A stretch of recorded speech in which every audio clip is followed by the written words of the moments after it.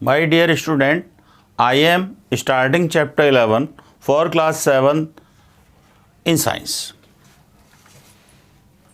Name of chapter is Transportation in Animals and Plants. Chapter 11 का क्या नाम है बेटे? Transportation in animals and plant, अर्थात जंतुओं में और पादप में ट्रांसपोर्टेशन, परिवहन। देखो, वीडियो फर्स्ट में हम पढ़ेंगे कि ट्रांसपोर्टेशन होता किसका है। बच्चों, हम सभी जानते हैं कि हमें फूड की आवश्यकता होती है, वाटर की आवश्यकता होती है, ऑक्सीजन की आवश्यकता होती है, ठीक है। तो ये सब सर्वाइवल के लिए ज़रूरी होते हैं, यानी कि need for food, water and oxygen survival के लिए या जीवन के लिए ये सब चीज़ें आवश्यक हैं, भोजन भी और पानी और ऑक्सीजन। बच्चों, अब इस सारी चीज़ों को हमें यानी कि डिफरेंट पार्ट्स को ट्रांसफ़र करना होता है, समझे नहीं।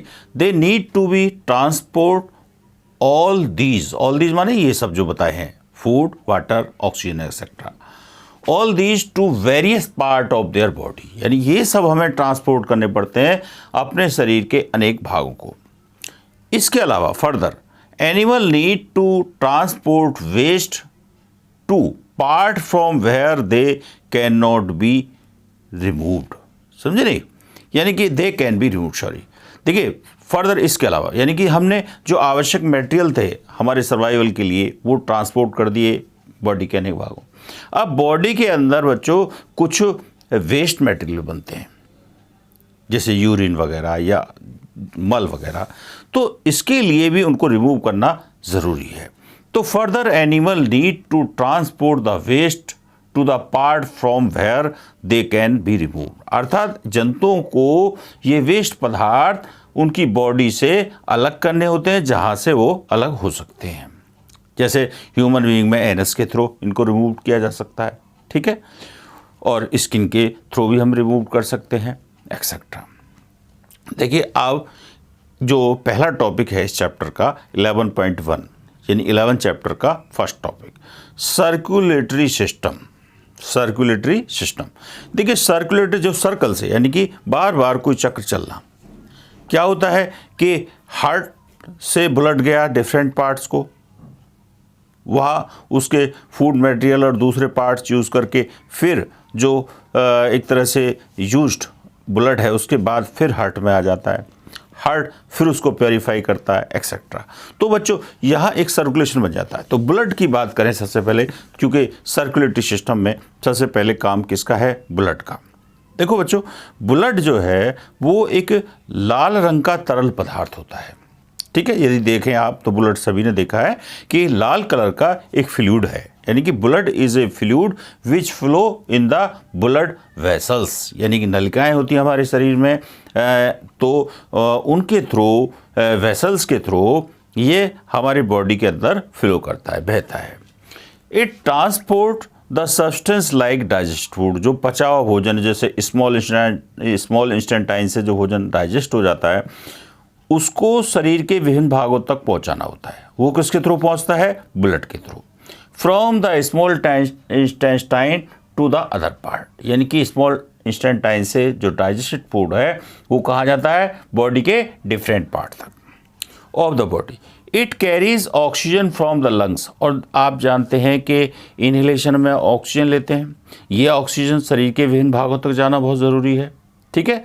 तो ये जो ब्लड है वो हमारी ऑक्सीजन को भी लंग्स से शरीर के दूसरी सेलों तक ले जाने में, शरीर के दूसरी सेल हैं वहाँ तक ले जाने में भी हमारी मदद करता है। कौन? Blood. It also transport waste for removal from the body. बच्चों, अभी बताया कि हमारी बॉडी में हानिकारक पदार्थ भी बनते हैं, वेस्ट मटेरियल बनते हैं, इनको बॉडी से रिमूव करना आवश्यक है। यदि ये रिमूव नहीं होंगी तो हमारी बॉडी को बहुत क्षति होगी है, और ऐसा भी हो सकता है कि डेथ भी हो जाए, ठीक है। तो बच्चों, इनको रिमूव भी करना होता है। तो ये जो है सब काम किसके थ्रू होता है? ब्लड के थ्रू। अब बच्चों, क्या होता है कि blood has various kind cell suspended in it, यानी कि ब्लड के अंदर अनेक प्रकार की सेल्स होती हैं जो ब्लड में सस्पेंडेड होती हैं। देखिए अब क्या है, पहली जो सेल है वो प्लाज्मा। बच्चों प्लाज्मा के कारण ब्लड का कलर जो है वो रेड प्लाज्मा के कारण जो ब्लड है वो लिक्विड फॉर्म में होता है, यानी कि the fluid part of the blood is called plasma. Plasma जो आप जानते हैं लिक्विड होता है। लिक्विड क्यों होता है? क्योंकि प्लाज्मा होता है उसमें, तो ब्लड को लिक्विड बनाने के लिए प्लाज्मा की आवश्यकता होती है। दूसरी जो सेल होती है रेड ब्लड सेल। बच्चों ये सेल जो है हमें फूड जो है कैरी करने के लिए, ऑक्सीजन कैरी करने के लिए यूज़ होती है बच्चों। तो इसका रंग जो होता है, इन जो ब्लड सेल हैं ये रेड इसलिए कह जाती है क्योंकि इनका कलर रेड होता है। बच्चों रेड कलर क्यों होता है? क्योंकि इनमें हीमोग्लोबिन उपस्थित होता है। अब हीमोग्लोबिन का काम क्या होता है कि haemoglobin bind with oxygen, oxygen के साथ संयोग करता है, मिल जाता है, and transport it to the all part of the body, और इस ऑक्सीजन को शरीर के विभिन्न भागों तक पहुंचाता है, and ultimately to the all cell, और अनेक कोशिकाओं तक पहुंचाता है। ठीक है, due to presence of the haemoglobin blood appear red, और हीमोग्लोबिन के कारण ही ब्लड जो होता है वो रेड कलर का दिखाई देता है। तो आप समझ गए कि भाई ब्लड जो है वो रेड इसलिए होता है क्योंकि उसमें हीमोग्लोबिन होता है, और हीमोग्लोबिन जो है बाउंड करता है ऑक्सीजन से, जिसके कारण ऑक्सीजन शरीर के विभिन्न पार्ट तक, विभिन्न सेल तक चली जाती है। ठीक है, एक तीसरी प्रकार की जो सेल है वो वाइट ब्लड सेल्स। बच्चों ये श्वेत रक्त कणिकाएं कही जाती हैं, या रक्त यानी कि श्वेत होती हैं, सफ़ेद रंग का इनका कलर होता है। और बच्चों ये हमारे बॉडी के लिए बहुत ही ज़्यादा आवश्यक होते हैं। यदि ये ना हो तो हम शरीर रोगों से लड़ने की क्षमता प्राप्त ना कर सकें। तो क्योंकि these cell fight against the germs, यानी कि ये सेल हमारे जर्म से, जो हानिकारक जर्म हैं, जो डिजीज़ स्प्रेड करते हैं बॉडी के अंदर है, डिजीज़ का कॉज बन जाते हैं, that may enter our body, यानी कि उन रोगाणुओं से हमारे ये सेल लड़ती हैं, फाइट करती हैं, जो हमारे शरीर को बीमार करते हैं। समझे नहीं? यानी ये सेल, कहने का मतलब है वाइट ब्लड सेल हमें रोगों से बचाती है। नंबर 4 देखिए प्लेटलेट्स। बच्चों आपने देखा हो कई बार हम लोगों को चोट लग जाती है, इंजरीज हो जाती है, कहीं कट हो जाता है, तो ब्लड जो है वो फ्लो करना शुरू कर देता है। अब ब्लड फ्लो शुरू करेगा तो ऐसी स्थिति में आप देखते हैं कुछ समय बाद वहाँ पर गहरे लाल रंग का एक थक्का बन जाता है, यानी ब्लड जम जाता है। ब्लड के जमने को क्लोटिंग कहा जाता है बच्चों। अब ये क्लोटिंग क्यों होती है कि इसमें प्लेटलेट्स होती हैं, इसलिए बच्चों प्लेटलेट्स होने के कारण हमारा जो ब्लड है वो बहने से रुक जाता है। और क्योंकि ब्लड आप जानते हैं यदि हमारे शरीर से बह जाएगा सारा तो हमारी डेथ हो जाएगी। तो दूसरा ये ऐसा कोई भी बच्चों मेडिसिन नहीं है कि यदि प्लेटलेट बॉडी के अंदर कम हो गई हैं तो क्लोटिंग शुरू कर दे। ठीक है, इसलिए कभी भी किसी पेशेंट का ऑपरेशन नहीं हो सकता जब तक कि उसकी प्लेटलेट्स प्रॉपर बॉडी में नहीं है। ठीक है, तो प्लेटलेट्स हमारे शरीर में होनी प्रॉपर ज़रूरी होती है बच्चों। ब्लड में प्लेटलेट्स का भी एक इम्पॉर्टेंस स्थान है। तो अब इसके बाद में बच्चों हमने बताया कि ब्लड जो है वो एक तरल पदार्थ है जो लाल कलर होता है हीमोग्लोबिन के कारण, और हमें ऑक्सीजन की सप्लाई करता है। और एक और है बच्चों कि ब्लड हमारे टेम्परेचर को मेंटेन करने में आवश्यक होता है, और हार्मोन्स भी एक तरह से बैलेंस करने में, वो ट्रांसफ़र करने में भी हमारे काम आता है, जो खैर बड़ी क्लासों में आप स्टडी करेंगे। अब और प्लाज्मा के कारण जो ब्लड है वो तरल होता है, और रेड कलर जो है वो रेड सेल के कारण होता है बच्चों, भी बताया मैंने आपको। फिर वाइट सेल हमें रोगों से बचाती हैं बच्चों।